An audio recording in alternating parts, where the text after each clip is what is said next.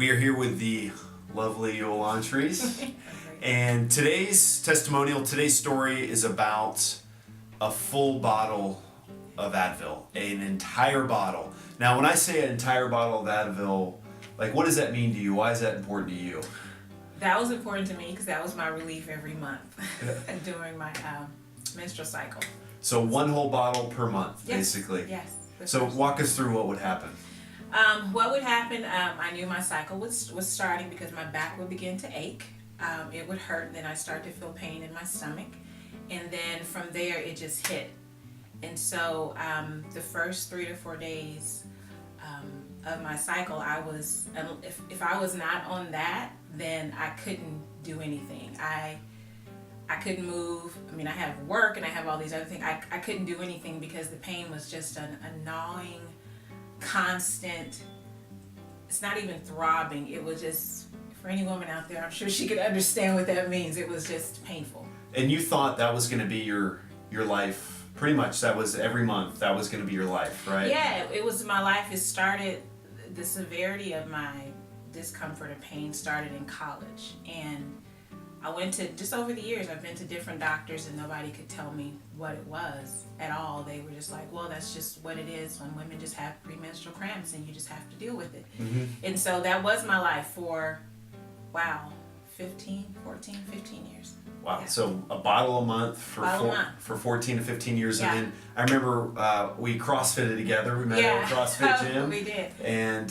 you came in and things started to change, right? Things did start to change. I got introduced to CrossFit, which at that time I'd started my health journey because I wanted to find another alternative. The last doctor I went to tested me for fibromyalgia. She tested me. She thought I had a second uterus. I think I told you that. They thought I had tumors on my uterus. We did ultrasounds, did all kind of blood work, and everything came back fine. She said, I don't know what it is. So she gave me some meds and said, take this. This may help. It may stop your cycle. It may stop the pain.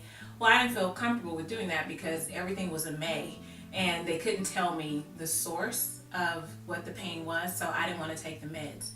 I put them in my bathroom closet. I never took them, and I'm grateful I didn't because a few months later I was notified that they were recalled because they were causing blood clots and strokes in its patients. So I took Vioxx, which was recalled. Okay, there you go. I wasn't as smart as you. I took it when I was younger.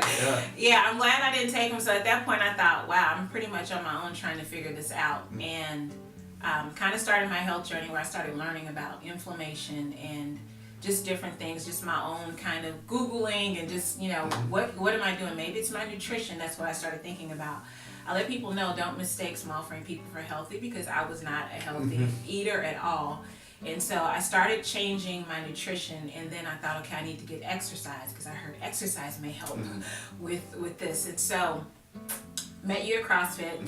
And with the change, the first step for me was the change in nutrition. And I started learning about sugar and how sugar feeds inflammation. And I had a completely sugar-based diet.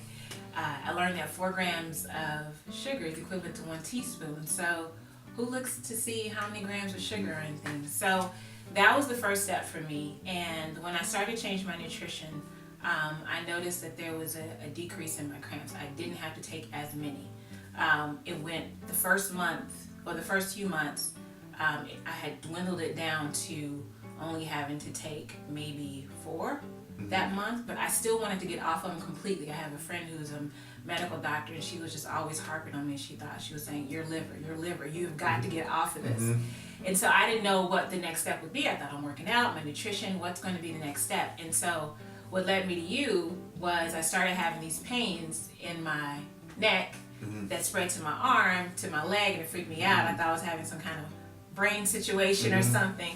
Come to find out, my spine and everything else was out of alignment. So you had a mild, if you don't mind me sharing, you had a mild scoliosis. The worst part was down in your low back, and that's the nerves that do feed the uterus, female organs, go down your legs. We worked on that for, it was a good solid, I think, 2 to 3 months. Yeah. And then you came up to me and said, it's gone. So this is gone. You're like, what's gone? Yeah. And I share with you my story. I didn't even know you had those issues. Oh yeah, it was. I would carry, because I never wanted to be caught off guard. I knew when my cycle was starting because I'd feel the pain. So as soon as the pain would hit, like premenstrual cramps, I wanted to make sure I had Advil because when the pain hit, if I didn't take something right then, I had to wait, until it kicked in, and then I would just be out of it until, the pain meds finally kicked in. So I would keep Advil in my purse. I kept some in my car. I kept some at home. I kept it with me. And one day I noticed I didn't have the premenstrual cramps. And then that first time, I still kept Advil with me just in case. I thought, this can't be real, right? So it's going to happen. The pain is going to hit. And it never did. Wow. And it's been over a year now. So what's life like now? Oh, it's wonderful. So thank you for sharing your story. Absolutely. And you're one of those patients that you did, when I first met you, didn't tell me everything that was going on. You didn't know it. I just knew about your neck and your back pain. So I'm thankful you shared that with me. And now we're sharing that with other people. And there's somebody out there that's doing the same thing you are, having to take a full thing of Advil or ibuprofen every month. And the body wasn't designed to do that. Right. So is there anything, if you could finish with one thing, if there's somebody out there who doesn't think their body can heal. They've tried everything. They've seen every doctor. They've had every test. They've had somebody tell them, just take this med. This is the last thing. What would you tell that person? One thing that you said and I learned here, our bodies were designed to heal.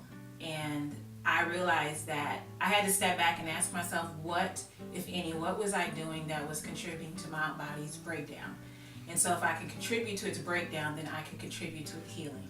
And so that's when I had to start looking at, okay, what habits do I have? What am I eating? What am I doing? What other things do I need to incorporate? Because I don't want to lose my health, right? It's hard to, I read this quote that said, people begin to value their health after it's lost. I don't know if philosopher, somebody said that.